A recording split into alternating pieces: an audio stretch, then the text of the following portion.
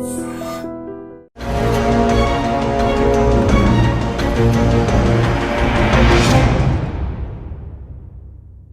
To I dream special debate. New ఇయర్కి ఇంకా కొన్ని రోజులు మాత్రమే ఉన్నాయి. అయితే కొత్త సంవత్సరం కొత్త ఆశలు మోసుకొని రావటం మాత్రమే కాకుండా సరికొత్త భయాన్ని తీసుకువస్తోంది, కంటికి కునుకుని దూరం చేస్తోంది. అది JN.1 ఒమిక్రాన్ వేరియంట్. కరోనా ఏ విధంగా అయితే మనల్ని వెన్నులో వణుకు పుట్టించిందో ఆ భయం ఇంకా కళ్ళ ముందు ఉండగానే ముంచుకొస్తున్నటువంటి మరికొంత వేరియంట్ అసలు ఉన్న చోటున ఉండనివ్వటం లేదు. అన్నింటికి మించి పెరిగిపోతున్నటువంటి కేసులు, చైనాలో ఉంటున్నటువంటి డెత్ రేట్ భారత్కు అంటుకుంటుందా? ఒకవేళ గనక అదే నిజమైతే మళ్ళీ మృత్యు గంటికలు తప్పవా? వీటిని అడ్డుకోవడానికి మన దగ్గర వ్యాక్సిన్స్ ఏమీ లేవా? ఉన్న వ్యాక్సిన్స్ పనిచేయవా? ఇలాంటి వేలాది ప్రశ్నలు మన మీదకి ముప్పేట దాడి చేస్తున్నటువంటి నేపథ్యంలో అసలు ఈ కొత్త వేరియంట్ను ఏ విధంగా ఎదుర్కోవాలి? డిసెంబర్లోనే ఈ వేరియంట్ ఎందుకు విశ్వరూపం చూపిస్తోంది? దీనికి అడ్డుకట్ట ఎలా వేయాలనేటువంటి దానిపై డీటెయిల్గా నిపుణులతోటి అలాగే వైద్య శాస్త్ర నేర్పరులతోటి డిస్కస్ చేద్దాం. ఇప్పుడు దీనిపై పూర్తి స్థాయిలో ఇన్ఫర్మేషన్ అందించడానికి, దీనిపై ఉన్నటువంటి సరికొత్త సందేహాలను తెర మీద నుంచి తీసుకువేయడానికి మనతో పాటు లైవ్లో సిద్ధంగా ఉన్నారు డాక్టర్ వ్యాకరణం నాగేశ్వరరావు గారు, పల్మనాలజిస్ట్ అండ్ ఇమ్యునాలజిస్ట్. సార్తో మాట్లాడి ఇప్పుడు మనకున్నటువంటి సందేహాలు తీసుకునేటువంటి దాంట్లోకి మనం ఎంటర్ అవుదాం. Sir, very good evening sir. నమస్తే అండి sir. A warmful welcome to the I Dream special debate, Nageswara Rao గారు. సార్, 2023 వెళ్ళిపోతుంది, 2024కి చాలా పెద్ద ఎత్తున వెల్కమ్ చెప్దామని చెప్పి చాలామంది అనుకున్నటువంటి నేపథ్యంలో దాదాపు ఒక 15 days నుంచి కూడా మొత్తం అంతా కూడా ఈ న్యూ వేరియంట్ చాలా భయం పుట్టిస్తుంది. అడపాదడపా జరుగుతున్నటువంటి డెత్ రేట్స్ కూడా అనేక అనుమానాలు మన మీదకి తీసుకువచ్చేసి చాలా ఇబ్బంది పెడుతున్నాయి. అసలు ఏంటి సార్ ఈ వేరియంట్ ఏంటి? దీన్ని ఎలా మనం ఫేస్ చేయగలము? ఏం ప్రికాషన్స్ తీసుకోవాలి సార్? ఇక్కడ మనం చూడవద్ద విషయం ఏంటంటే, మనం తెలుసుకోవాల్సిన విషయం, గమనించాల్సిన విషయం ఏంటంటే, అసలు ఈ వైరస్ ఈ సమయంలో పెట్టరేగటానికి కారణం ఏమిటి? ఇది చాలా ఇంపార్టెంట్ విషయం. ఎందుకనంటే దీనికి 3 కారణాలు ఉన్నాయి. ఒకటి, ఒమిక్రాన్ నుంచి పైరోలా అనే సబ్స్ట్రెయిన్ వచ్చినప్పుడు 2.86 వేరియంట్ వచ్చినప్పుడు దాని నుంచి ఒక మ్యూటేషన్ గా మారి ఈ రోజు మన ముందరకు వచ్చిందే ఈ JN.1. సో ఈ JN.1 ఎప్పుడైతే మన ముందరకు వచ్చిందో దీని 3 రకాలైన విజృంభణలు మన మీద జరిగే అవకాశం ఖచ్చితంగా ఉంది. నెంబర్ 1, మంచు ప్రాంతంలో ఉండేవారు, మంచు ఎక్కడైతే ఎక్కువ ఉంటుందో వాళ్ళలో ట్రాన్స్మిషన్ చాలా ఎక్కువగా ఉండే అవకాశం ఉండడం వల్ల నార్మల్ గానే మ్యూటేషన్ కి దీనికి ఆ శక్తి ఉంది. ఏం శక్తి ఉంది? హై ట్రాన్స్మిసిబిలిటీ ఉంది. కాబట్టి ఆ హై ట్రాన్స్మిసిబిలిటీ వల్ల ఇది ఒక మనిషి నుంచి ఇంకో మనిషికి తీవ్రముగా, చాలా శరవేగముగా ప్రయాణించే అవకాశం ఉంది. అది దేనివల్ల? దాని మీడియం ఏమిటి? దట్ ఈస్ ఫాగ్ అనండి, మంచు అనండి, ఇంకోటి అనండి, పొద్దున పూట, రాత్రి పూట మొత్తం భారతదేశాన్ని ఆల్మోస్ట్ 70% ఆఫ్ ద భారతదేశం ఈ రోజు మంచుతోని కప్పబడింది. కాబట్టి ఇది చాలా అనుకూలమైన సమయం. కాబట్టి దానికి ఉన్న మొదటి వరాన్ని ఇది అందిస్తుంది. కాబట్టి ఏమిటా మొదటి వారం? High transmissibility. కాబట్టి అత్యధికంగా కేసులు టక పెరిగిపోతున్నాయి. మీరు చూసుకున్నట్టయితే US లో కూడా ఇదే సినారియో. స్టార్టింగ్ లో అయినప్పుడు 0.4% ఉండేది. జస్ట్ 1 week లో 4.8% వచ్చింది. 1 week తర్వాత మళ్ళీ 11.8% వెళ్ళిపోయింది. అంటే మీరు ఇక్కడ చూసుకున్నట్టయితే ఎక్స్పోనెన్షియల్ గ్రోత్, అంటే ఊహించని విధంగా కేసులు పెరుగుతున్నాయి. ఒక పక్కన కేసులు పెరుగుతున్నాయి, మంచు వల్ల ఒక మనిషికి ఇంకో మనిషికి వస్తుంది అని ఒక పక్కన మనం బాధపడుతుంటే, దీనికి ఇంకో వరం ఉంది. ఏమిటి? మ్యూటేషన్ వల్ల దీనికి వచ్చిన రెండో శక్తి ఏమిటనంటే, ఇప్పటి వరకు వ్యాక్సిన్ ఎవరైతే తీసుకొని ఉన్నారో వారి వ్యాధి నిరోధక శక్తి, వ్యాక్సిన్ వలన సంక్రమించిన వ్యాధి నిరోధక శక్తిని కూడా ఇది హరింపజేస్తూ మధ్యబెట్టి మాయబెట్టి తప్పించుకొని లోపలికి వెళ్ళి విధ్వంసాన్ని చేసే అవకాశం ఉంది అని ప్రపంచ ఆరోగ్య సంస్థ వారు మనకి చాలా క్లియర్ గా చెప్పడం జరిగింది. ఈ 2 కూడా చాలా జాగ్రత్తగా మనం అప్రమత్తంగా ఉండవలసిన విషయాలు. ఇప్పుడే ఎందుకు అప్రమత్తంగా ఉండాలి? ఎందుకనంటే ఎండుగడ్డి పక్కన లీటర్ కిరోసిన్ పెట్టి నిప్పురవ్వ ఉందంటే, డాక్టర్ గారు ఇప్పంటుకుంటుందా అని మీరు అడిగారు అనుకోండి, నేనేమంటాను? ఖచ్చితంగా తీసుకుంటుంది, దూరంగా వెళ్ళండి. ఎందుకంటే అది ఒకటి ఎండుగడ్డి, రెండోది పెట్రోల్ పక్కన ఉంది, మూడోది అగ్గిపుల్ల పక్కనే ఉంది. కాబట్టి సో ఈ రిస్క్ ఫ్యాక్టర్స్ అన్ని లైన్ లో రావడం, అంటే ఆ రోజుల్లో రావణాసుడు తమ్ముడు కుంభకర్ణుడు పుట్టేటప్పుడు అన్ని నక్షత్రాలన్నీ లైన్ గా వచ్చినట్టు దీనికి కూడా ఇప్పుడు చాలా లైన్ గా వస్తున్నాయి కండిషన్స్. మంచు ఉండడము, హై ట్రాన్స్మిసిబిలిటీ, ఇమ్యూన్ ఎవేషన్. దీని వల్ల ఏం జరుగుతుందంటే ఒక మనిషికి ఇంకో మనిషి వ్యాప్తి చెందడమే కాకుండా వారిలో ప్రవేశించి అది చెయ్యవలసిన విధ్వంసము చేసే అవకాశం ఉంటుంది. డాక్టర్ గారు I want keep you a very and valid question from the people side doctor గారు. ఎందుకంటే ఇప్పుడు కరోనా 2-3 దశల్లో విజృంభణ చూపింది. అది ఏ స్థాయిలో రెచ్చిపోయిందో మనందరికీ తెలుసు. కోవాక్సిన్, కోవిషీల్డ్ పేరుతోటి ఈ వ్యాక్సిన్ ఖచ్చితంగా వేసుకోవాలి అని చెప్పి గవర్నమెంట్స్ నిబంధనలు పెట్టాయి. వ్యాక్సిన్ వేసుకుంటేనే ఇమిగ్రేషన్ అని చెప్పారు, లేకపోతే మిగతావన్నీ చెప్పారు. ఈ వ్యాక్సిన్ వేసుకుంటే సబ్ దర్ద్గా దవా, ఏకి దవా జిందా తెలిసిమాత అనే లెవెల్లో చెప్పారు. కానీ యాజ్ యూ టెల్లింగ్ దట్, మీరు ఇప్పుడు కనుక చెప్పుకున్నట్లయితే వ్యాక్సిన్ వేసుకున్న తర్వాత కూడా వచ్చినటువంటి ఆ ఇమ్యూనిటీ పవర్ని కిల్ చేస్తుంది అనేటువంటిది న్యూ వేరియంట్. అంటే ఇప్పుడు ఆ వ్యాక్సిన్ ఎందుకు కనిపెట్టినట్టు, ఎందుకు బలవంతంగా ఇంజెక్ట్ చేయించినట్లు, ఇప్పుడు అది ఎందుకు పనికిరాదని చెప్తున్నట్లు సార్? అంటే ఇక్కడ మనం గమనించవలసింది ఏంటంటే, మనం ఒక ప్రభుత్వ వ్యవస్థలో ఉన్నాం. మనం ఎన్నుకున్న ప్రధానమంత్రి, మనం ఎన్నుకున్న ముఖ్యమంత్రి, దాని నెత్తి మీద రాష్ట్రపతి, దాని పక్కనే రైట్ హ్యాండ్ లో వచ్చేసి మనకి supreme court of India, left hand లో వచ్చి మిలిటరీ వ్యవస్థ. ఇవన్నీ పటిష్టమైన వ్యవస్థలు, మనం గౌరవించదగ్గ వ్యవస్థలు. కాబట్టి వాటికి మనలాగనే చర్చలు, ఉపచర్చలు, తండోపతండాలుగా చర్చలు చేసి ఏమాత్రమైన ఉపయోగం ఉంటుందనే మంచి సద్గుణముతోనే వాళ్ళు ఆలోచించి దీన్ని ప్రవేశపెట్టారనే భావన మనకి కలగాలి. సో ఆ భావన కలిగింది, అందుకనే చాలా మంది వెళ్ళి తీసుకున్నారు. కానీ ఆ తీసుకున్న తర్వాత ఏ భావనతోటైతే, ఏ ఆలోచనతోటైతే వీళ్ళు ఆ వ్యాక్సిన్ పంచారో, గుచ్చారో, కొన్ని రోజులైన తర్వాత, కొన్ని నెలలైన తర్వాత అది కొంత మన లెక్కలు తప్పామా అని ప్రపంచ దేశాల నుంచి వచ్చిన డేటానే చెప్తోంది. సో అందుకనే వారు అప్పుడు చేసిన పని మంచి కోసమే చేశారు. వెల్ఫేర్ స్టేట్ అని అంటాం, జనాలకు ఉపయోగపడే ఆలోచన పెంపొందించే నాయకులున్న రాజ్యము అని అంటాం. అలాంటి మంచి భావనతోనే మనం చూడాలి. కానీ మనం ఎన్ని మాట్లాడుకున్నా, ఎన్ని కవిత్వాలు పలికినా, ఎన్ని చిలక పలుకులు పలికినా టప్ప టప్ప టప్ప టప్ప రాలిపోతున్నారు. యువత గుండెపోట్లు వస్తూనే ఉన్నాయి, న్యూరలాజికల్ డిజార్డర్స్ పెరుగుతూనే ఉన్నాయి. దీనికి సమాధానం చెప్పేవారు మాత్రం లేరు.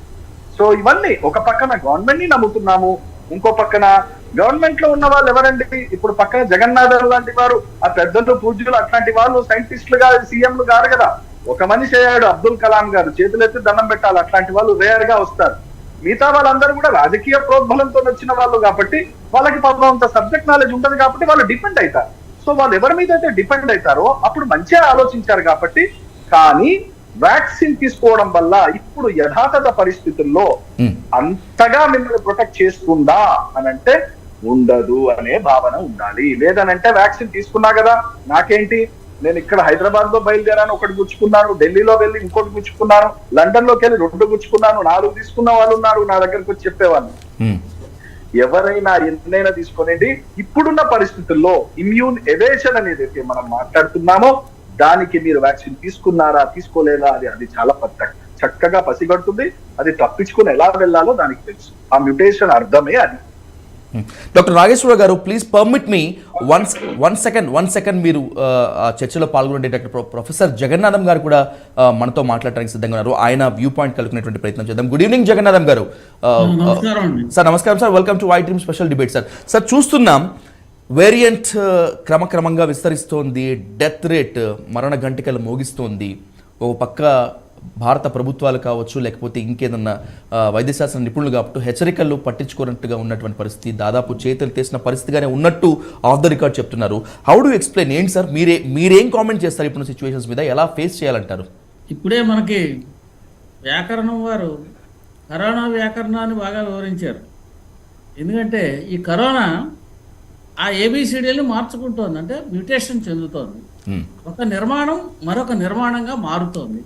ఈ ఒక నిర్మాణం మరొక నిర్మాణంగా మారినప్పుడు ఈ కొత్త నిర్మాణం ఏర్పడినటువంటి దానికి లక్షణాలు ఏ విధంగా ఉంటాయి అని ప్రెడిక్ట్ చేయడానికి కూడా శాస్త్రవేత్తల వల్ల చేత కాదండి, అయ్యే పని కాదు. కారణం ఏంటంటే మనకి కరోనా వ్యాక్సిన్ సోకిన తర్వాత ఆ వచ్చిన వాళ్ళ వ్యాధి లక్షణాలను బట్టి ఇది సోకుతున్నటువంటి దీంట్లో 2 ముఖ్యమైనటువంటి లక్షణాలు ఉంటాయి.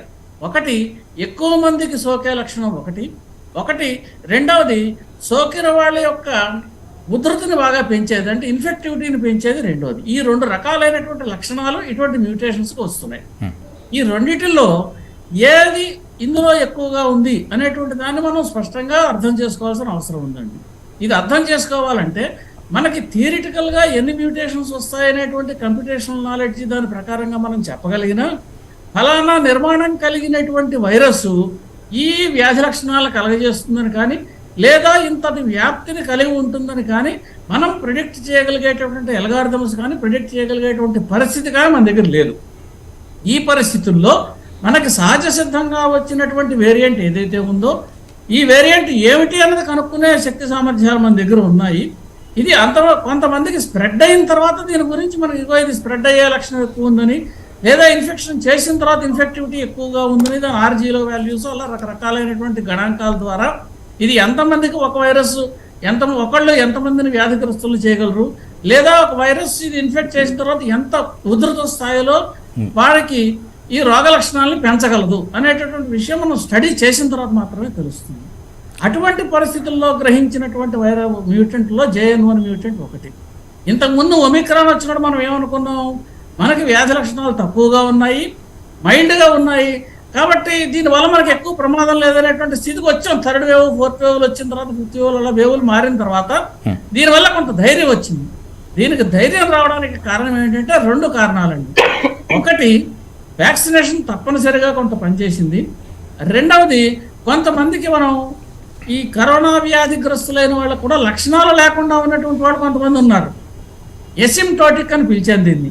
ఈ ఎసిమ్టోటిక్ లక్షణాలు ఉన్న వాళ్ళు కావచ్చు, వైరస్ ఇన్ఫెక్ట్ అయ్యి చేసినటువంటి ఇన్ఫెక్షన్ వచ్చి తగ్గిన వాళ్ళు కావచ్చు, లేదా మనం వ్యాక్సినేషన్ ఇచ్చినటువంటి వాళ్ళు కావచ్చు. వీళ్ళందరూ కలిసి వీళ్ళకి కొంత ఇమ్యూనిటీ వచ్చింది. మనం వ్యాక్సినేషన్ ఇచ్చినప్పుడు కూడా ఒక మాట స్పష్టంగా చెప్పాము, వ్యాక్సినేషన్ ఇవ్వడం వల్ల కరోనా వ్యాధి ఆగదు.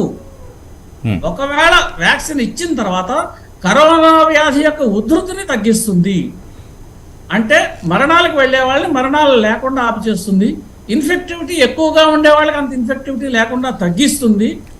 ఇటువంటి లక్షణాలను కలిగి ఉన్నటువంటి పరిస్థితి ఉంది కాబట్టి మనం వ్యాక్సినేషన్ అందరికీ ఇవ్వాలన్నాం. అది వ్యాక్సినేషన్ అందరికీ సజావుగానే పనిచేసింది. అయితే వ్యాక్సిన్ ప్రకారమే ఈ కొత్త వైరస్ పనిచేయాలా అంటే ఇప్పుడు ఇందాక మనకి నాగేశ్వరరావు గారు చెబుతున్నట్టుగా ఇది ఇమ్యూనిటీని ఎవేజివ్ మ్యూటెంట్ అయిందనుకోండి, అప్పుడు మనకి ఇంత మునుపు వచ్చినటువంటి ఇమ్యూనిటీ సరిపోకపోవచ్చు. అటువంటి పరిస్థితుల్లో కూడా దీనికి మరొక లక్షణం ఉందని మనకు వ్యాక్సినేషన్ ఇచ్చినప్పుడు 2 రకాలైనటువంటి ఇమ్యూనిటీ శరీరానికి వస్తుంది. ఇది మనం తెలుసుకుంటే ఆ వ్యాక్సిన్ ఏ రకంగా పనిచేస్తుంది అన్నది తెలుస్తుంది. అంటే స్థూలంగా ఒకటి హ్యూమోరల్ ఇమ్యూనిటీ అంటారు, అంటే మన శరీరంలో యాంటీబాడీస్ రైజ్ అవుతాయి. ఇది వచ్చిన వెంటనే మనకి జ్వరం అది రావడం వల్ల ఏదో పనిచేస్తోంది అనే ఒక రకమైనటువంటి సూచన మనకు కలుగుతుంది. ఈ వచ్చినప్పుడు ఫస్ట్ లైన్ ఆఫ్ డిఫెన్స్ ఏంటంటే యాంటీబాడీస్. అయితే ఈ యాంటీబాడీస్ ఎక్కువ కాలం శరీరంలో ఉండవలసిన అవసరము లేదు, ఆస్కారము లేదు. కొంతకాలానికి అవి శరీరంలో నశించిపోతాయి. శరీరం పరిస్థితి ఏమిటి? ప్రొఫెసర్ గారు 1 సెకండ్, మీ విలువైన సూచనలు, మీ విలువైన విశ్లేషణ iDream వీక్షకులకి చాలా అవసరము. అయితే ఇప్పుడు డాక్టర్ నాగేశ్వరరావు గారు చాలా బిజియెస్ట్లో ఉన్నారు. ఆయన చాలా రిక్వెస్ట్ చేసి మనము డిస్కషన్లో కూర్చోబెట్టారు. మీరు అనుమతిస్తే నాగేశ్వరరావు గారిని ఒక 2 నిమిషాలు మాట్లాడించి సార్ని మనం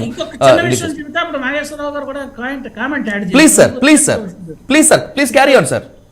సెకండ్ లైన్ ఆఫ్ డిఫెన్స్ ఏంటంటే మనకి వ్యాక్సిన్ ఇచ్చిన తర్వాత మన శరీరంలో ఉండేటటువంటి కణాలు ఉంటాయండి, ఇమ్యూనిటీని సర్వేలెన్స్ చేసేటటువంటి కణాలు, వీటిని B సెల్స్, T సెల్స్ ఇలా రకరకాల పేర్లతో వాటిని పిలుస్తాం. ఆ పేర్లని మనకు అనవసరం ప్రస్తుతం. ఈ సెల్స్ ఏం చేస్తాయంటే ఫలానా వైరస్ మన శరీరాన్ని అటాక్ చేసిందని కానీ లేదా ఒక శరీరానికి ఫారిన్ బాడీ అంటే వ్యాక్సిన్ మన శరీరంలోకి ప్రవేశించి దానికి రక్షణ కలిగించింది అనేటువంటి జ్ఞాపికను కలిగి ఉన్నటువంటి కణాలు కొన్ని ఉంటాయి. ఈ జ్ఞాపిక ఉన్న కణాలు లాంగ్ రన్లో శరీరానికి రక్షణ కలిగిస్తాయి. అంటే మొట్టమొదటి హ్యూమోరల్ రెస్పాన్స్, రెండవ డిఫెన్స్ సెల్ మీడియేటెడ్ రెస్పాన్స్. ఇలా 2 అంచెలుగా అంటే స్థూలంగా చెబుతున్నాం, మిగతా కూడా ఉండొచ్చు, మైక్రో లెవెల్లోకి మనం వెళ్ళటం లేదు. ఆ రకమైనటువంటి ఇమ్యూనిటీ శరీరానికి వస్తుంది. ఇది వచ్చినప్పటికీ కూడా కొత్త మ్యూటెంట్ వచ్చినప్పుడు దాని లక్షణాలని దాని ప్రభావాలని చూపిస్తుంది. మనకు పూర్వం తీసుకున్నటువంటి వ్యాక్సిన్ కొంత ఇంటెన్సిటీని తగ్గిస్తుంది తప్పితే పూర్తి రక్షణ అంటే ఏ వ్యాక్సిన్ కూడా 100% అని ఎవరు వ్యాక్సిన్ ఇవ్వలేదు. ఇది మనం దృష్టిలో పెట్టుకోవాల్సిన ముఖ్యమైనటువంటి అంశం అండి. రైట్, థ్యాంక్ యూ ప్రొఫెసర్ గారు. డాక్టర్ నాగేశ్వరరావు గారు, ఒక 3 వ్యాలిడ్ పాయింట్స్తో మీ నుంచి being as a well experienced pulmonologist and మీరు ఇది కాబట్టి సార్ ఖచ్చితంగా మీ సూచనలు ఐ డ్రీమ్ వీక్షకుల ద్వారా అవసరం కాబట్టి I want keep you some question sir ఇప్పుడు ఉన్నటువంటి టీకా కొత్త వేరియంట్లను అడ్డుకోవటానికి ఏమాత్రం పనికిరాదా, వీటి కోసం మరికొత్తవి కనిపెట్టాల్సి ఉంటుందా అనేటువంటి ఈ రెండు అంశాలతో పాటు అసలు ఇప్పుడు కొత్త వేరియంట్ లక్షణాలని ఏ విధంగా గుర్తుపట్టాలి? అంటే ఇప్పుడు సాధారణంగా వస్తున్నటువంటి జ్వరానికి, గొంతు నొప్పులకి, ఒళ్ళు నొప్పులకు కూడా వేరియంట్ అని చెప్పి భయపడుతున్నటువంటి ఈ సమయంలో ఎలా గుర్తుపట్టాలి అసలు వీటిని? జగన్నాథం గారు is the master of the subject కాబట్టి వారు డెఫినెట్ గా ఈ గట్ కమాండ్ ఆన్ దిస్. చాలా చక్కగా చెప్పారు డిఫెన్స్ సిస్టమ్స్ గురించి. వారు చెప్పిన విశ్లేషణలోనే మనకి పెద్దలు మాట్లాడిన దాంట్లోనే సమాధానం కూడా ఇమిడి ఉంది. ఏమిటనంటే, ఎస్, నేను ఈ రోజు భయపడి ఈ రోజు కరోనా వ్యాక్సిన్ గుచ్చుకున్నాను అనుకుందాం. నాకు 15 రోజుల్లోనో వారం రోజుల్లోనో అది నాకు ప్రొటెక్షన్ గా వచ్చే అవకాశం తక్కువ. ఎందుకనంటే దానికి ఒక సమయం, దానికి ఒక కాల పరిమితి ఉంది. అది లోపలికి వెళ్ళంగానే ఇదేదో గ్లూకాన్ డి అడ్వర్టైజ్మెంట్ లో వాడు గ్లూకాన్ డి తాగంగానే ఇలా పెద్దగా అయిపోయి సూపర్ మ్యాన్ లాగా దూకినట్టు అలా ఉండదండి. యాంటీబయాటిక్స్ ఫంక్షన్ అని మీ వ్యాక్సిన్ కానీ ఇట్ టేక్స్ టైం.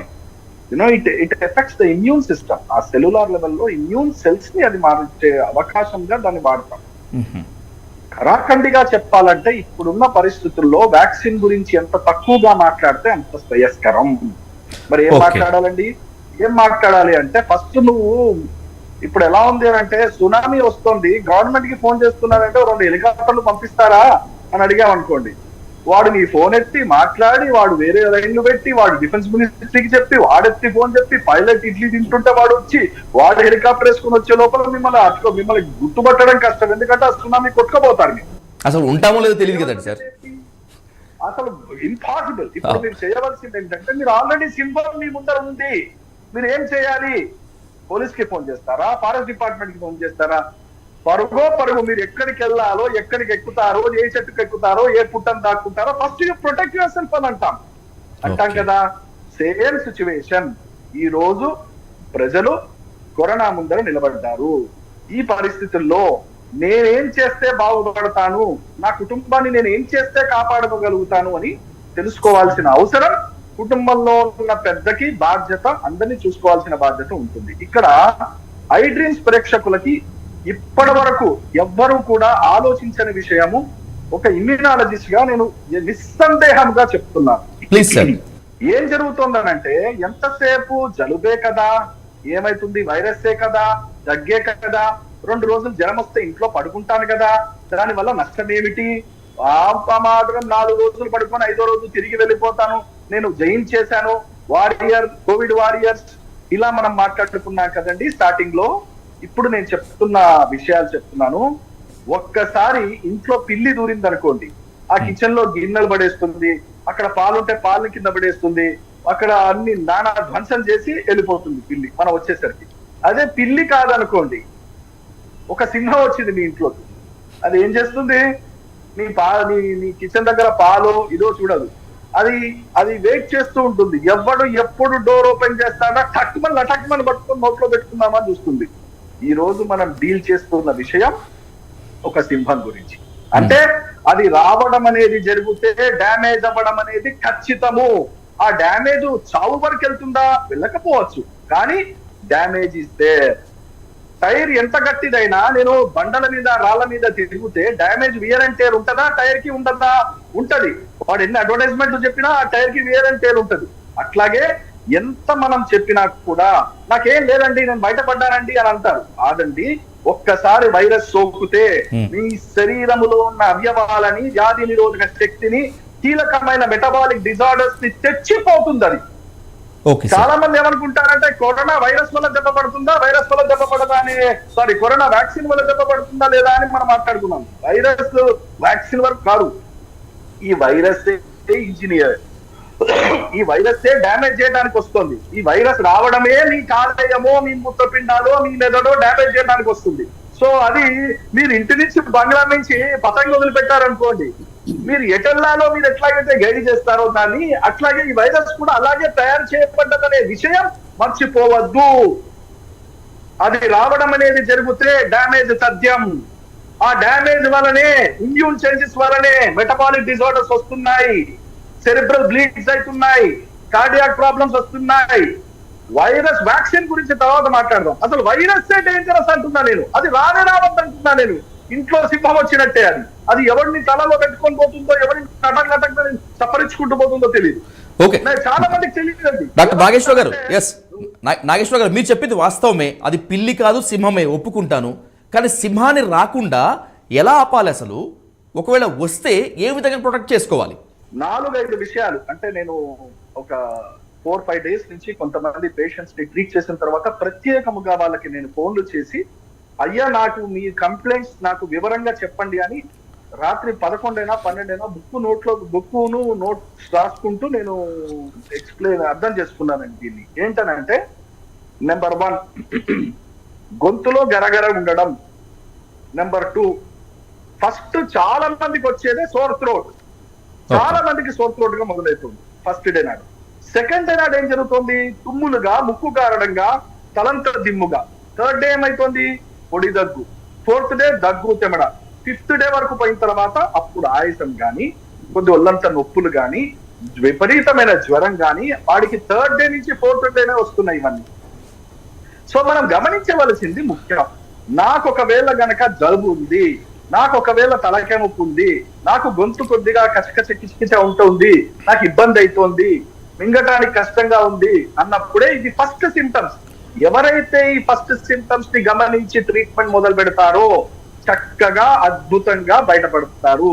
సింహం ఉంది అని కిటికీలోంచి చూసిన తర్వాత గడియలు చక్కగా పెట్టుకొని ఎవడైతే ఇంట్లో ఉంటాడో ఆ సింహం వీడి తలకై నవలకుండా పోతుంది. సో జాగ్రత్త పడాల్సిన అవసరం ఉంటుంది. సో ఇది మనం గమనించాలి. సో సింటమ్స్ కనపడంగానే వెంటనే ఆర్టీపీసీఆర్ టెస్ట్ చేసుకో, డాక్టర్ దగ్గరికి వెళ్ళు అని ఎవరైనా చెప్పాలి. ఆ ఇంట్లో వాళ్ళకి సహకరించాలి. అయ్యా నువ్వు వెళ్ళు నాన్న, నువ్వు చేసుకో నాన్న, బాబాయ్ నువ్వు ఉండొద్దు, నువ్వు టెస్ట్ చేయించు అని చెప్పాలి. కానీ ఇప్పుడు దురదృష్టం ఏంటంటే, టెస్ట్ ఏదైతే ఏందండి, ఆ వేరియంట్ అయితే ఈ వేరియంట్ అయితే ఏందండి, 2 రోజులు ఇంట్లో పడుకుంటావు అంతే కదండి అని. నేను మళ్ళీ చెప్తున్నాను, వైరస్ డేంజరస్. వైరస్ వల్లనే అవయవాలు దెబ్బతినే అవకాశం ఉంటుంది. దానికి అవకాశం ఇయ్యకండి. ఫస్ట్ డే అరికట్టండి. ఫస్ట్ సెకండ్ డే ఎవరైతే అరికడతారో చక్కగా 100% కోలుకునే అవకాశం ఉంటుంది.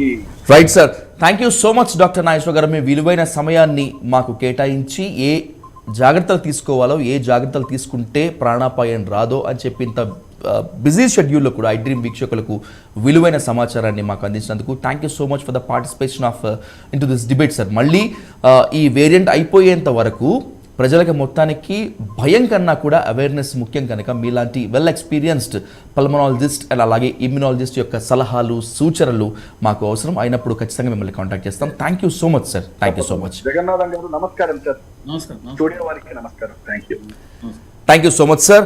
Let's discuss this topic with professor Jagannatham గారు. ఇప్పటి వరకు డాక్టర్ వ్యాకరణం నాగేశ్వర గారు చేసినటువంటి సలహాలు, సూచనలతో మాత్రమే కాకుండా కొన్ని సున్నితమైన హెచ్చరికలను కూడా చూసాం. అలాగే తనకున్నటువంటి విశేష అనుభవంతో ఈ వ్యాక్సిన్స్ ఏ విధంగా అడ్డుకుంటాయి, కొత్త వేరియంట్లని మనం ఏ విధంగా అడ్డుకోవాలి, ఏ విధంగా ప్రాణాపాయం నుంచి బయటపడాలని తెలియజేసేందుకు ప్రొఫెసర్ జగన్నాథం గారు మనతో ఉన్నారు. మాట్లాడదాం. జగన్నాథం గారు, ఇప్పటి వరకు డాక్టర్ వ్యాకరణం నాగేశ్వర గారు ఏం చెప్పారో మనం చాలా జాగ్రత్తగా విన్నాం. మీరు కూడా చాలా కీన్గా అబ్జర్వ్ చేశారు. ఏంటి సార్, మీ కామెంట్ ఏంటి సార్? అటు ఇది ప్రభుత్వాల వైఫల్యమా, లేకపోతే వ్యాక్సిన్ వేసుకున్నా కూడా కొన్ని జాగ్రత్తలు పోకపోవటం వల్ల రైజ్ అయినటువంటి దీని ఒక మాన్స్టర్ అనుకోవాలా? ఎలా ఫేస్ చేయాలి సార్ ఇప్పుడున్నటువంటి ఈ సిచ్యువేషన్స్ని? ఇది ప్రభుత్వ వైఫల్యం కాదు, ప్రజల వైఫల్యం కాదు. ఇది వైరస్ యొక్క లక్షణం.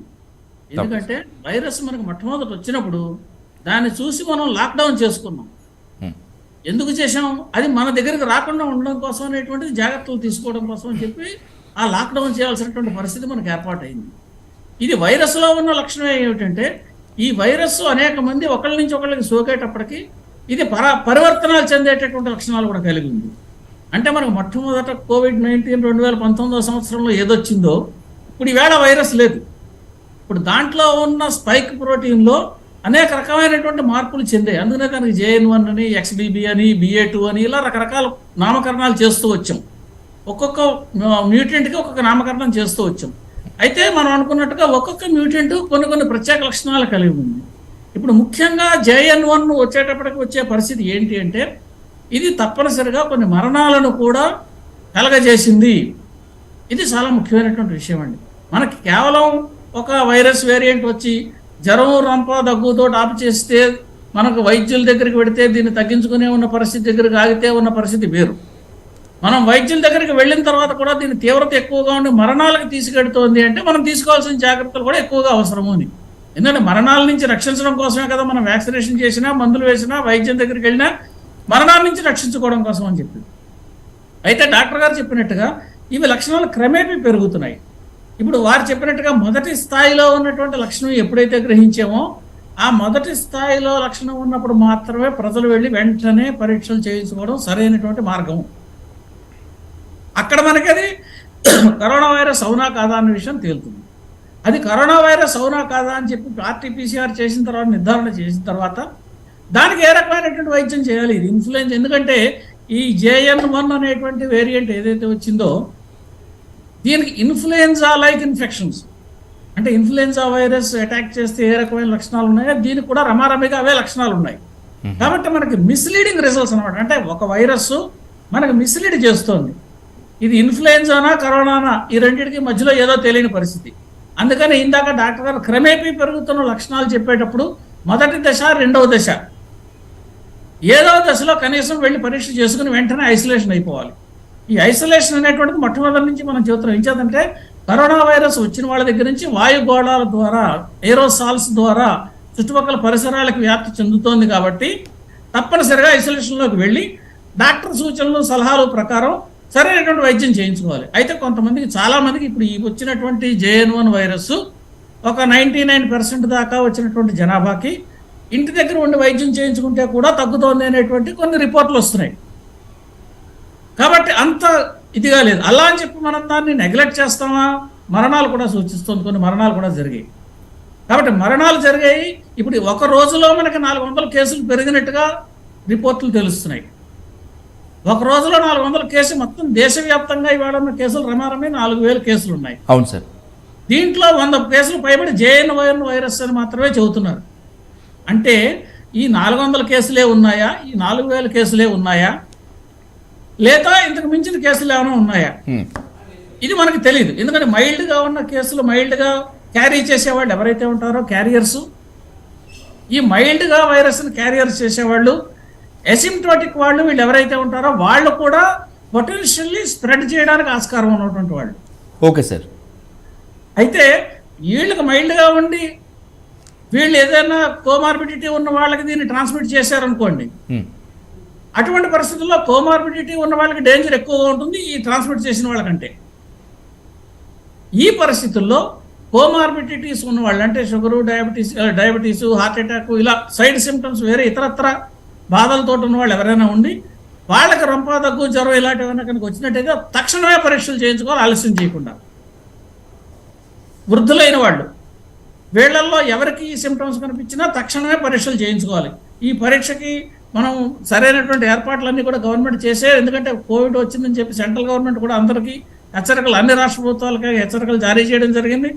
రమారమే 28 జిల్లాలు ఈ కోవిడ్ వ్యాధిని ఏవే ఉన్నాయో వాటిని కూడా వాళ్ళు గుర్తించారు. ఇటు కేరళ కావచ్చు, మహారాష్ట్ర, తెలంగాణ, ఇలా రకరకాల, ఒరిస్సా, మహారాష్ట్ర, ఇలా ఎక్కడెక్కడ ఏ రాష్ట్రాల్లో ఎన్నెన్ని కేసులు ఉన్నాయని కూడా గుర్తించారంటే డిటెక్ట్ చేయగలిగినటువంటి గుర్తించి చెబుతున్నారు. కాబట్టి ఇది స్ప్రెడ్ ఎక్కువగా ఉంది అని మనకి డాక్టర్ గారు కూడా చెబుతున్నారు. కాబట్టి ఎంచేది వైరస్ వచ్చిన తర్వాత తెలుస్తుంది స్ప్రెడ్, ఇన్ఫెక్టివిటీ ఖచ్చితంగా కనిపిస్తుంది, మరణాలు కనిపిస్తున్నాయి. కాబట్టి ఇన్ఫెక్టివిటీ ఉంది అన్నది తెలుస్తుంది, అంటే పెరిగిన ఇన్ఫెక్టివిటీ ఉంది అన్నది తెలుస్తుంది.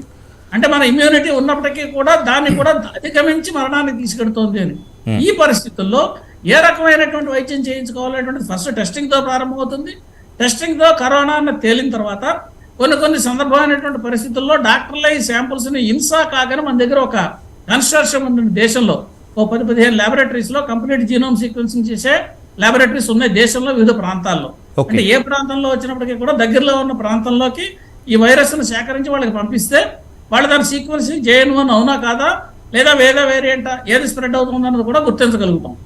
కాబట్టి అన్ని రకాల పరీక్షలు చేసేటువంటి శక్తి సామర్థ్యాలు ప్రస్తుతం మన దగ్గర ఉన్నాయి. కాబట్టి ఇంతకుముందు లోగడ వైద్యులకు కూడా ఉన్నటువంటి అనుభవము, అది ఆక్సిజన్ సిలిండర్లు పెట్టుకోవాలా, ఇంటెన్సివ్ కేర్ యూనిట్లు అవసరం అవుతాయా, మామూలు వైద్యంతో సరిపోతుందా ఏమిటి అనేటువంటిది రోగి పరిస్థితిని బట్టి నిర్ధారణ చేస్తారు. కాబట్టి ఏమాత్రం సిమ్టమ్స్ ఉన్న వాళ్ళైనా సరే తక్షణమే పరీక్షలు చేయించుకుంటే కొంతవరకు దీన్ని మనం నివారించడానికి చాలా ఆస్కారం ఉంటుందండి. ఈ దగ్గు రొంప ఉన్నప్పుడు అది మొట్టమొదట చిన్న కర్రైనా కానీ పెద్ద పామైనా కానీ చిన్న కర్రతో కొట్టాలంటారు. ఆ కర్రతో కొట్టి ముందర పాముని మనం సమాప్తం చేయాలి. కాబట్టి వెంటనే పరీక్షలు చేయించుకుని డాక్టర్ సూచనలు సలహాల మేరకు ఏం చేస్తే బాగుంటుందో, డాక్టర్ దగ్గరికి వెళ్లకుండా కూడా ఐసోలేషన్లోకి వెళ్ళినా కూడా మంచిదే, తర్వాత డాక్టర్ దగ్గరికి వెళ్ళి పరీక్షలు చేయించుకోవచ్చు. ఎందుకంటే స్ప్రెడ్ నిరోధించడం అనేటువంటి చాలా ఇంపార్టెంట్ ఇందులో. కాబట్టి ఈ రకమైనటువంటి జాగ్రత్తలు తీసుకోవడం ద్వారా దీన్ని వ్యాప్తిని కొంతవరకు అరికట్టగలుగుతాం. మళ్ళీ మాస్క్ ధరించడం అనేటువంటిది కూడా ప్రతి ఒక్కరూ కూడా ధరిస్తే మంచిది. అసిమ్ప్టోటిక్ ఉన్న వాళ్ళు కూడా మాస్క్ తీసుకుంటే స్ప్రెడ్ని ఆపు చేయగలుగుతాము.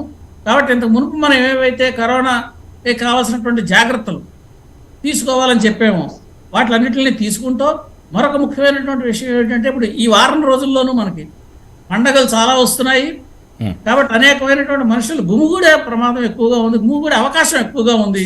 ఇటువంటి గుమిగూడే అవకాశం ఉన్నప్పుడు ప్రమాదం పెరిగే అవకాశం కూడా చాలా ఉంది. కాబట్టి వాటి విషయంలో జాగ్రత్త వహించాలనేటువంటిది సూచన అండి. ప్రొఫెసర్ గారు, ఎప్పుడైతే ఈ సిమ్టమ్స్ ఉన్నాయి, వచ్చేందుకు ఆస్కారం ఉంటుంది అనేటువంటి భయం మొదలైనప్పుడు, లేదంటే ఆ లక్షణాలు కనిపించినప్పుడు మీరు చెప్పినట్లుగానే సెల్ఫ్ హైబర్నేషన్ జోన్తోకి వెళ్ళటంతో పాటు అలాగే సెల్ఫ్ క్వారంటైన్ మోడ్లోకి వెళ్ళిపోయినటువంటి తర్వాత ఎలాంటి కొన్ని చిన్నపాటి జాగ్రత్తలు తీసుకోవాలంటే వేడి నీళ్లు తాగటము, ఇలాంటి జాగ్రత్తలు ఏం తీసుకుంటే బెటర్ ఉంటుంది ప్రొఫెసర్ గారు? అవి మామూలుగా మంచినీళ్ళు ఎప్పుడు తప్పనిసరిగా మనం తీసుకునే నీళ్లు శుద్ధమైనటువంటి నీరే ఉండాలి. వేడి నీళ్ళ వల్ల ఏమవుతుందంటే బ్యాక్టీరియల్ ఇన్ఫెక్షన్స్ ఏమైనా ఉంటే అవి కూడా లేకుండా ఉంటాయి. కాబట్టి వేడి నీళ్లు చల్లార్చి తీసుకోమని చెప్పేటువంటి సూచన. వైరస్లు ఉన్నా ఇన్యాక్టివేట్ అవుతాయి, బ్యాక్టీరియా ఉన్నా ఇన్యాక్టివేట్ అవుతాయి వాటర్లో. కాబట్టి తప్పనిసరిగా వేడి నీళ్ళు మంచిదే. మీద ఉన్నట్టుగా ఇతరత్ర ఏమిటి అనేటువంటిది ఇమ్యూనిటీ పెంచేటటువంటి ఏమైనా ఉంటే అవి కూడా తీసుకోవచ్చు. ఇమ్యూనిటీ ఆహారం ద్వారా మాత్రమే తీసుకుంటాము, వీఆర్ వాట్ వి ఈట్. కాబట్టి ఇమ్యూనిటీ పెంచేటటువంటి ఏవేవైతే ఆహార పదార్థాలు ఉంటాయో వాటిని కూడా సేకరించవచ్చు. అయితే ఐసోలేషన్లో ఉండడం వల్ల అడ్వాంటేజ్ ఏంటంటే వీళ్ళు ఐసోలేషన్ అయ్యారు కాబట్టి వ్యాధి లక్షణాలు పెరుగుతున్నాయని కనుక తెలిస్తే అప్పుడు పరీక్ష చేయించుకోవచ్చు. అంటే వెంటనే పరీక్ష చేయించుకోవడానికి కొంచెం ఆసక్తి లేకపోయినా, ఆసక్తి అశక్తత ఈ రెండింటిలో ఏవి లేకపోయినా 2-3 రోజులు ఆగితే లక్షణాలు పెరుగుతాయి. కాబట్టి అవసరాన్ని బట్టి అప్పుడైనా కానీ తప్పనిసరిగా పరీక్ష చేయించుకోవాలి. ఐసోలేషన్లోకి వెళ్ళడం అంటే ప్రారంభంలోనే చేస్తే స్ప్రెడ్ నిరోధించగలుగుతాం. అందుకని ఐసోలేషన్ సూచిస్తుంది. సార్, లాస్ట్ టైం కరోనా 2 దశల్లో బాగా విజృంభించినప్పుడు వ్యాక్సిన్ వేసుకుంటే మళ్ళీ ఇలాంటి వైరస్ రాదు అని చెప్పి అనుకున్నాము. మన దురదృష్టవశాత్తు మళ్ళీ ఇప్పుడు JN.1 వేరియంట్ వచ్చింది. కనీసం ఇప్పుడైనా కూడా ఈ వైరస్ ఆగిపోతుంది అనుకోవటం మంచిదే అంటారా, లేకపోతే అత్యాశ అంటారా? ఈ వైరస్ గురించి మనం చాలాసార్లు మాట్లాడుకున్నప్పుడు ఏ విషయం చెప్పామంటారంటే ఇప్పుడు ఎండమిక్ స్టేట్కి వచ్చింది. Okay sir. ప్రస్తుతం ఎండమిక్ స్టేట్ అంటే ఏంటంటే అంత ముందు ఉండేటువంటి ఉధృతంగా ఉండేటువంటి ఇన్ఫెక్షన్స్ పెంచేటువంటిది, ఇన్ఫెక్షన్ రేటు పెంచేటటువంటి లక్షణాల నుంచి మనం తీసుకున్న చర్యల ద్వారా కావచ్చు, దాని అంతర్గత దానికి వచ్చినటువంటి మార్పుల ద్వారా కావచ్చు, అది కొంత డార్మిటరీ స్టేట్కి వచ్చింది. అంటే ఏమీ చేయని పరిస్థితిలోకి వచ్చింది. అంటే మనిషిలో ఉన్న అది మిమ్మల్ని ఏం చేయకుండా అలా ఉంటుంది. ఇంతకుముందు పాండమిక్ స్టేట్, ఇప్పుడు పాండమిక్ నుంచి ఎండమిక్ వచ్చామా సార్? ఎండమిక్ వచ్చింది. కాబట్టి ఎండమిక్ వచ్చింది కాబట్టి ఇది ఏమవుతుందంటే ఎవరో కొంతమందిలో ఈ వైరస్ ఉందనుకోండి, ఒకళ్ళిద్దరిలో ఎప్పుడూ ఉంటుంది. ఇది పూర్తిగా పోయేటటువంటి వైరస్ కాదు, మన మధ్యన ఎప్పుడూ ఉంటుంది ఈ వైరస్. దీన్ని ఎప్పుడు మనం మర్చిపోకూడదు. అయితే ఈ మన మధ్యన ఉండేటటువంటి వైరస్ ఈ ఎండమిక్ మళ్ళీ పాండమిక్లోకి తీసుకెడుతుందా అన్న ప్రశ్న చూస్తే తప్పనిసరిగా ఈ ఉన్నటువంటి మనం తీసుకున్నటువంటి చర్యలు కావచ్చు, మన భారతదేశంలో మనం చేసినటువంటి వ్యాక్సినేషన్లు కావచ్చు, ఈ రకమైనటువంటి మన వైద్యులు చేసినటువంటి వైద్యం అందించింది కావచ్చు, ఈ హెర్డ్ ఇమ్యూనిటీ కావచ్చు, రకరకాలు మనం ఏవైతే మాట్లాడుకున్నామో ఈ రకమైన ఇంకొక విషయం ఇక్కడ నేను యాడ్ చేయాల్సిన పాయింట్ ఏంటంటే మనకి పాండమిక్ వచ్చినటువంటి రోజుల్లో కూడా ఇతర దేశాల వాళ్ళతో పోలిస్తే భారతదేశంలో ఉన్న వాళ్ళ యొక్క ఇమ్యూనిటీ కొంచెం ఎక్కువగానే ఉన్నట్టుగా మనం కొన్ని రకాలైనటువంటి స్టాటిస్టిక్స్ ద్వారా అర్థం చేసుకున్నాం. Okay sir. మిగతా వాళ్ళతో పోలిస్తే అందుకనే మనకి చాలా మటుకి ఇప్పుడు మనకి ప్రిడిక్షన్స్ ఏంటంటే ఇండియాలో కనుక కోవిడ్ వస్తే ఎన్ని లక్షల మంది మరణిస్తారు అనేటువంటి థీరీస్, అవి ఎస్టిమేట్స్ కూడా చెప్పారు. ఆ ఎస్టిమేట్స్ అన్నీ కూడా రాంగ్ అని ప్రూవ్ అయ్యాయి మన దేశం విషయానికి వచ్చేటప్పటికి. దానికి కారణం మనం తీసుకున్నటువంటి చర్యలు, మన వైద్యులు, మన శాస్త్రవేత్తలు ఎలా వ్యాక్సిన్లు మన దేశంలోనే తయారు చేయడము, మన దేశంలో తయారు చేసినటువంటి వ్యాక్సిన్ ప్రజలందరికీ కూడా సరైనటువంటి రీతిలో పంపిణీ చేయడము. అయితే మీరు ఇందాక అడిగిన ప్రశ్నలకు వ్యాక్సిన్ ఇస్తే కరోనా ఆగిపోతుంది, వ్యాక్సిన్ ఇస్తే కరోనా ఆగిపోతుంది అని మనం ఎప్పుడూ చెప్పలేదు. ఎందుకంటే ప్రతి వ్యాక్సిన్కి కూడా కొంత ఎఫిషియన్సీ ఉంటుందండి. దాన్నే మనం 60% అని 90% అని ఆ వ్యాక్సిన్లు బట్టి మనం అప్పట్లో మాట్లాడుకున్నాం. mRNA వ్యాక్సిన్ 99% ఉంది, మన దేశంలో తయారు చేసిన దానికి 70% ఉంది, లేదా పలానా వ్యాక్సిన్ 68% ఉంది. ఈ పర్సంటేజ్లు మాట్లాడుకున్నది అర్థం ఏంటంటే అంతమందిని రక్షిస్తుంది, అయితే ఈ రక్షణ అంత శాతం ఆపుతుంది. అటువంటి రక్షణ వల్ల ప్రయోజనం ఏమిటి? వేరే కనుక వైరస్ వెంటనే అటాక్ చేసినట్టు మ్యూటెంట్ కావచ్చు, ఒరిజినల్ కావచ్చు, ఏది అటాక్ చేసినా మన శరీరంలో కొంత రక్షణ ఉంటుంది.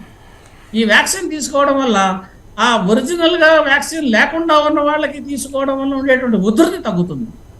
మనకి గణాంకాలు ఏం చెబుతున్నాయంటేనండి, మన దేశంలోనూ ప్రపంచవ్యాప్తంగా మనం ఇచ్చినటువంటి వ్యాక్సిన్ల వల్ల ప్రమాదమీగా 35 లక్షల మంది యొక్క జీవితాలను రక్షించబడ్డాయి అనేటటువంటి ఎస్టిమేషన్ కూడా చేశారు. అంటే వ్యాక్సినేషన్ వల్ల మనకు కొంత ప్రయోజనం కలిగింది, దాంట్లో అనుమానం లేదు. అయితే అది ఫుల్ ప్రూఫ్ కాదు, వ్యాక్సినేషన్ చేయించుకున్న వాళ్ళకి కూడా రావచ్చు. కాబట్టి ఈ పరిస్థితుల్లో డాక్టర్లను సంప్రదించడం, కోమార్బిడిటీస్ వాళ్ళు ఉన్నవాళ్ళు తప్పనిసరిగా వెంటనే సంప్రదించడం చేయడం వల్ల వాళ్ళు ఏ రకమైనటువంటి చర్యలు తీసుకుంటే వాళ్ళకి సరైనటువంటి ఆరోగ్యం సమకూరుతుందో, మళ్ళీ తిరిగి మామూలుగా ఏ అనారోగ్యం లేకుండా ఉంటారో అది డాక్టర్లు సూచిస్తారు. అయితే ఇంకొక ముఖ్యమైన విషయం మనం మర్చిపోకూడదు. ఇందాక డాక్టర్ గారు 2-3 సార్లు పదే చెప్పారు. ఏమిటది? కరోనా వైరస్ రాకుండానే చూసుకోవాలి.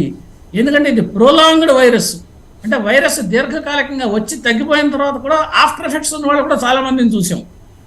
ఏది పూర్తిగా తగ్గిపోయిన తర్వాత హార్ట్ అటాక్లు వచ్చిన వాళ్ళు, పూర్తిగా తగ్గిపోయిన తర్వాత ఇతరత్వ బాధలు వచ్చిన వాళ్ళు ఇవి చూసాం. కాబట్టి సాధ్యమైనంత వరకు అది అటాక్ కాకుండా చేయడానికి మనం ప్రయత్నం చేయాలి. మన చేతుల్లో అది లేదు, కానీ మన ప్రయత్నం మనం మానకూడదు. తప్పకుండా ప్రొఫెసర్ గారు, ఇంత విలువైన సూచనలు సలహాలు మీరు ఇచ్చారు. వ్యాక్సిన్ తీసుకుంటే ఏ విధంగా ఉంటుంది, అలా వ్యాక్సిన్ తీసుకోకపోతే ఏ విధంగా ఉంటుంది, వ్యాక్సిన్ తీసుకున్నా కూడా ఎలాంటి జాగ్రత్తలు పాటించాలి అనేటువంటిది ఇంత విలువైన సూచనలు ఇచ్చినందుకు మీకు ప్రత్యేక ధన్యవాదాలు తెలియజేస్తున్నాం. అలాగే ఈ చర్చలో పాల్గొనే ఐడ్రీమ్ వీక్షకులకు ద వాల్యుబుల్ అడ్వైస్ ఇచ్చినందుకు కూడా మరొకసారి మీకు ధన్యవాదాలు తెలియజేస్తాం. Thanks for participation in the debate sir. Thank you so much professor గారు. Thank you so much. So ఇది కొత్తగా విజృంభిస్తున్నటువంటి వేరియంట్ పైన ఇప్పటివరకు ఉన్నటువంటి డిబేట్. ఐ డ్రీమ్ ఖచ్చితంగా ప్రజలకు అవగాహన కలిగించాలి, ప్రజల్లో ఉన్నటువంటి అపోహలను తీసివేయాలి. ఎందుకంటే ఏదైనా ఒక ఉత్పాతం ముందుకొస్తున్నప్పుడు మిగతా వాళ్ళందరూ కూడా ఆ భయోత్పాతాన్ని ఇంకా పెంచే విధంగానే తమ వంతు ప్రయత్నం చేస్తున్నారు. ఆ పాండమిక్ స్టేట్లో అటు మీడియా కానీ ఇటు మిగతా వాళ్ళందరూ కానీ ఏ విధంగా బిహేవ్ చేశారనేటువంటిది మనకు అంతా తెలిసిందే. ఈ సిచ్యువేషన్స్లో వాట్ ఈస్ ఫ్యాక్ట్, ఏది నిజం ఏది అబద్ధం, ఏది పాటిస్తే ఈ మృత్యుఘంటికలు మోగకుండా ఉంటాయి, దేనికి దూరంగా ఉంటే ప్రాణాలు అంతా కూడా సేఫ్లో ఉంటాయి అనుకునేందుకే ఐడ్రీమ్ ఈ స్పెషల్ డిబేట్ నిర్వహించింది. ఈ కరోనా వేరియంట్ అలాగే ఈ పాండమిక్ ఇప్పుడు ఎండమిక్ స్టేట్లో ఉన్నాం కాబట్టి సరిపోయింది. కానీ మళ్ళీ ఏమాత్రం అజాగ్రత్త పాటించినా కూడా మళ్ళీ పాండమిక్లోకి వెళ్ళేటువంటి డేంజర్ జోన్లో మనం ఉన్నామనేటువంటి విషయం ఎట్టి పరిస్థితుల్లో ప్రతి ఒక్కరు గుర్తు పెట్టుకోవాలని చెప్పి మనం చేస్తూ thank you so much and thanks for watching and please stay tuned to iDream News.